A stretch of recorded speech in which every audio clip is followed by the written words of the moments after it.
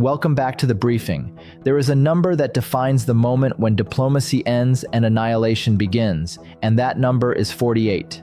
48 hours. President Trump issued a severe ultimatum to Iran. Reopen Hormuz in 48 hours or face the total obliteration of the national power grid. Less than 30 remain. Less than 30 hours before 90 million are plunged into complete darkness. And when that darkness arrives, it will be permanent. Because Iran declared a scorched earth doctrine. If the United States hits the Iranian grid, Iran will close Hormuz permanently and eliminate all US-affiliated energy, IT, and desalination infrastructure in the Middle East. Let that sink in. Because this is not about a negotiable ultimatum where Iran can yield and avoid consequences. It is about an ultimatum designed to produce a scenario where any outcome causes irreversible catastrophe. If Iran reopens Hormuz, it admits defeat and the regime collapses. If it keeps it closed, the United States destroys the grid and 90 million live without electricity. If the United States destroys the grid, Iran executes scorched earth. There is no option where the conflict ends without a regional catastrophe that drags down the global economy. Stay with me, because this is not about an escalation that can be reversed. It is about the convergence of three developments that transform the conflict into an existential war with intercontinental range weapons and imminent nuclear capability. Iran demonstrated an ICBM with a 4,000-kilometer range by hitting Diego Garcia and Cyprus. Intelligence confirms that Iran was 2 weeks away from 90% uranium, enough for 10 bombs. The United States plans to take physical control of Karg Island to financially strangle the regime. Iran launched missiles at Diego Garcia. Diego Garcia is 4,000 kilometers from Iran. 4,000. That is not a theater ballistic missile. It is an ICBM designed to reach intercontinental targets. When Iran demonstrates it can hit Diego Garcia, it demonstrates its missiles can reach half of Asia, half of Africa, and deep into Europe. Every US base, every NATO base, every ally on 3 continents is now within range of a sudden bombardment. The concept of geographic containment of a Middle East conflict has failed. Iran can hit Paris, it can hit Berlin, it can hit any capital city in Europe if it chooses to do so. And intercontinental reach capacity is not the only threat. Intelligence confirms that Iran was 2 weeks away from possessing 90% enriched uranium. 2 weeks. 90% is weapons grade. It is enough fissile material to manufacture 10 nuclear bombs. When a country with an intercontinental range ICBM is 2 weeks away from fissile material for 10 bombs, you are not facing a regional threat. You are facing an emerging intercontinental nuclear power that can attack Europe, Asia, and Africa with nuclear weapons. Iran developed the ICBM by hiding production under a civilian space program. A civilian space program provides perfect cover for the development of thrusters and re-entry technology that ICBMs require. China and North Korea provided essential components and technical expertise that allowed Iran to bypass sanctions and develop a nuclear-capable ICBM force. Without Chinese and North Korean assistance, Iran could not have achieved ICBM capability. With that assistance, Iran now possesses systems that can hit any target in the Eastern Hemisphere. Trump declared that the Iranian power grid will be totally decimated if Hormuz is not reopened on schedule. Totally decimated is not diplomatic language. It is a threat of complete destruction of the infrastructure that 90 million people depend on to function. When you destroy the power grid of a country of 90 million, you don't produce discomfort. You produce the collapse of modern society. Without electricity, hospitals cannot operate. Water systems do not work. Food refrigeration stops. Communications collapse. The economy is paralyzed. And when all that happens simultaneously to 90 million people, you produce a humanitarian disaster that makes it impossible to continue governing. But Iran has declared that if the grid is hit, it will execute scorched earth against regional infrastructure, specifically against all energy, IT, and desalination infrastructure with American affiliation in the Middle East. Desalination. The Gulf depends on desalination for drinking water. When you destroy desalination plants, millions of civilians lose access to drinking water overnight. That is not a military tactic. It is the deliberate creation of a humanitarian catastrophe designed to make it impossible for Gulf countries to continue supporting American operations. The United States plans to take physical control of Karg Island. Karg handles the vast majority of Iranian oil export facilities. They were originally built by an American company. When you control Karg, you control the regime's cash flow. Without the ability to export oil, Iran cannot fund military operations, cannot pay government salaries, cannot import essential goods. The strategy is to let the regime die on the vine by financially strangling it before the American economy completely collapses due to the closure of Hormuz. But taking physical control of Karg requires an amphibious operation against a defended island. It requires securing the oil facilities without damaging them. It requires maintaining control while under attack by Iranian missiles and drones. And it requires operating the facilities to export oil while Iran tries to destroy them. The operational complexity is enormous, but the alternative is to allow Iran to continue exporting oil indefinitely while keeping Hormuz closed to everyone else. Iran declared that the private sector is now fair game. Any regional company with American shareholders will be annihilated. That transforms the conflict from a war between states to a war against the entire regional economy. When any company with American investment becomes a legitimate military target, every joint venture, every infrastructure project, every industrial facility with American participation must be evacuated or defended militarily. That is impossible on the scale of the Gulf economy.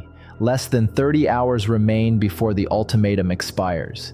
In 30 hours, Trump must decide whether to execute the threat to destroy the Iranian power grid or back down and admit the threat was a bluff. If he executes, 90 million Iranians live in darkness while Iran executes scorched earth against regional infrastructure.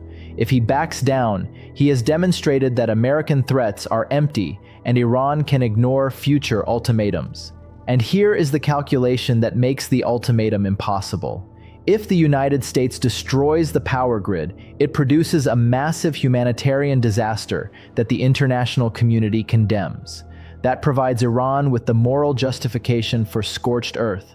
Any subsequent Iranian attack against Gulf infrastructure will be characterized as a justified response to an American war crime against the civilian population. If the United States does not destroy the grid, it admits it is unwilling to execute threats when the consequences are too severe.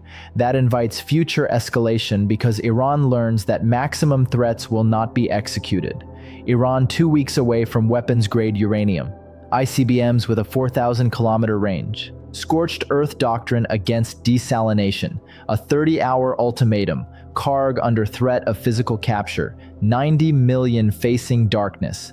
Every company with American shareholders declared a legitimate target. China and North Korea providing ICBM technology, and a binary choice where either option produces a catastrophe.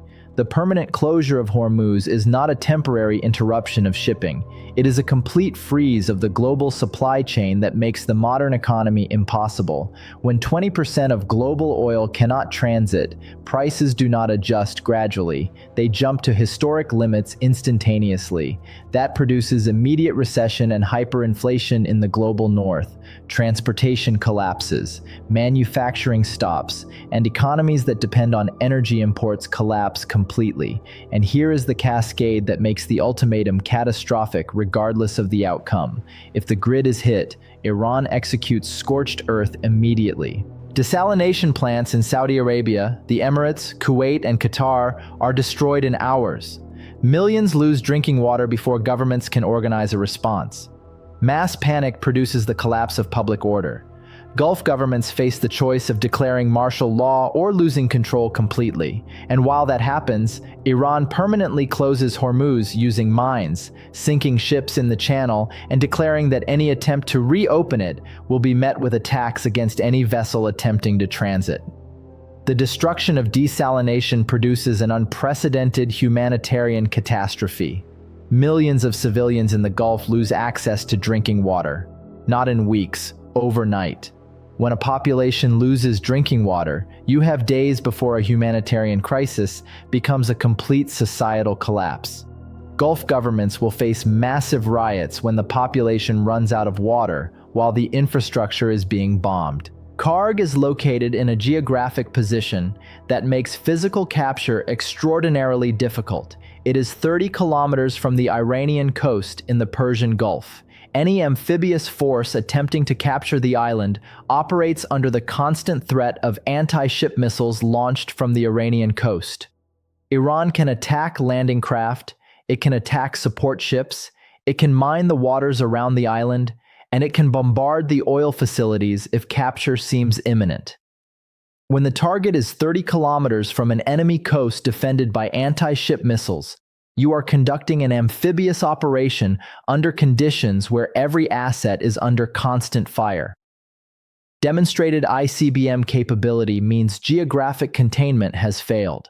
Any NATO or US ally in Europe, Africa, or Asia is within range of a sudden bombardment. That forces every country to recalculate whether supporting American operations is worth the risk of being hit by missiles that defenses cannot reliably intercept. When support means becoming an ICBM target, support becomes politically impossible to maintain. Iran 2 weeks from weapons material when the ultimatum was issued. That means the decision to issue the ultimatum was made, knowing that Iran was on the verge of becoming a nuclear state. It was not a coincidence. It was a calculation that the window to prevent Iranian nuclear weapons was closing, and action had to be taken before it closed completely.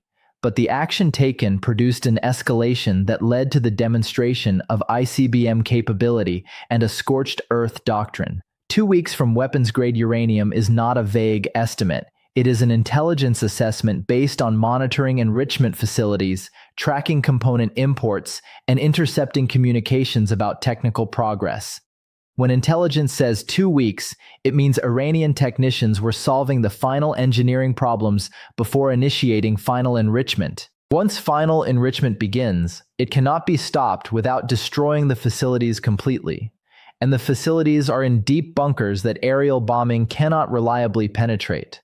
What happens when you issue a 48-hour ultimatum against a country with an ICBM that reaches 4,000 kilometers?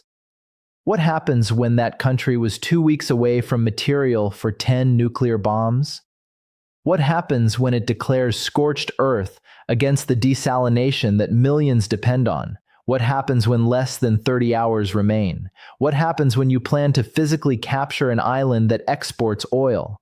What happens when any company with American shareholders is a legitimate target? What happens when execution produces a humanitarian disaster and backing down admits threats are empty? You are in a war where the ultimatum has no acceptable exit, where ICBM capability eliminates geographic sanctuary, where a country was 2 weeks away from nuclear weapons, where scorched earth threatens life-sustaining infrastructure, where 30 hours remain before an irreversible decision, where capturing an oil island is the only way to strangle the regime, and where any outcome produces a catastrophe that drags down the global economy and creates a precedent that makes future conflicts more likely and more destructive.